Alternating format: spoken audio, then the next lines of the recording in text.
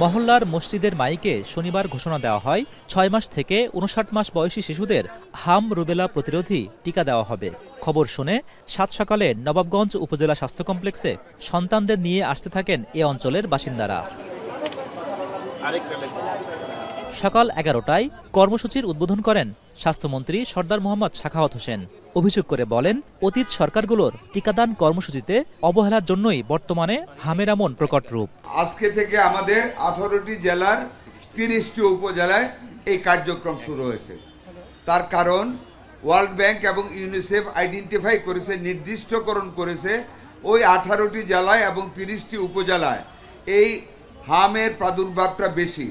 যেই কারণে আমরা টার্গেটেড ওয়েতে আমরা নির্দিষ্টকৃতভাবে ওই 30টা উপজেলায় আজকে থেকে আমরা পুরোদমে আমরা এই ভ্যাকসিনেশনটা শুরু করে আমরা শেষ করব। পর্যায়ক্রমে সারা বাংলাদেশকে আমরা কভার করে নেব ইনশাআল্লাহ। অসুস্থ শিশুদের আপাতত টিকা দেয়া না হলেও দেওয়া হচ্ছে ভিটামিন এ ক্যাপসুল। আর সুস্থ শিশুদের ভিটামিন এ ক্যাপসুলের পাশাপাশি দেওয়া হচ্ছে টিকা। হাম প্রাদুর্ভাবের মধ্যে সরকারের এমন উদ্যোগে স্বস্তি প্রকাশ করেছেন অভিভাবকরা। শিশুরাই আগামী দিনের ভবিষ্যৎ।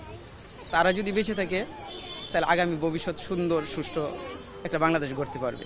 যতগুলা বাচ্চা মারা গেছে বা অসুস্থ হয়েছে তাদের জন্য যে মানে কোনো সুযোগ সুবিধা তখন তো হয় না, এখন যেহেতু হইতাছে যে আমাদের বাচ্চাদের দিতেছে তার জন্য তো আমাদের একটু ভালোই। আমরা তো খুব আতঙ্কের মধ্যে আছি, কিন্তু এই টিকাটা দিলে আমরা অনেক উপকৃত হবে। শুরুর দিন থেকে উচ্চ ঝুঁকিপূর্ণ 18 জেলার 30 উপজেলায় এই কার্যক্রম শুরু হলো। 12 এপ্রিল থেকে ঢাকার 2 সিটি কর্পোরেশন, বরিশাল ও ময়মনসিংহ বিভাগীয় শহরে চলবে টিকাদান কার্যক্রম। এরপর বাকি থাকা জেলা উপজেলায় টিকা দেওয়া হবে 3রা মে থেকে।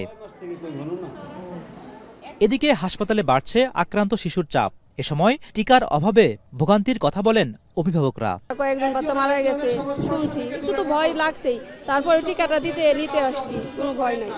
এক প্রকার বাসা থেকে বেরি করতেছি না এখন বাচ্চাকে, কারণ যেহেতু এটা বাতাসের মাধ্যমে ছড়ায়, বলা যায় না কখন এখানেও মহামারীর আকার ধারণ করে। দেশের প্রায় অর্ধেক শিশু গত বছর হামের টিকার বাইরে ছিল। হোসেন জাহিদ, এখন, ঢাকা।